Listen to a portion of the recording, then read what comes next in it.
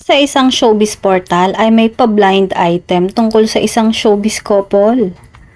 Ang showbiz couple na ito na sikat na aktor at aktres ay hindi pa umaamin na sila na. Pero kita naman sa mga galawan na may namamagitan sa kanila. Hindi lang nila maamin pa. Ang chika pa, meron daw kasing problema ang dalawang ito kung kaya't hindi pa magawang umamin.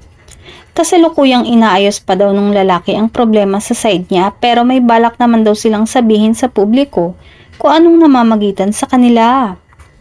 Ang showbiz couple na ito ay talagang napaka-sweet sa isa't isa kahit on or off cam, lalo na pag off cam.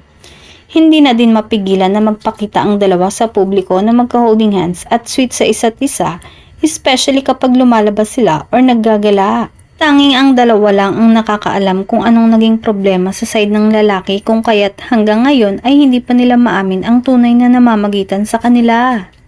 Wala naman daw problema sa side ng babae dahil tanggap naman ng mga kaibigan at pamilya niya yung aktor.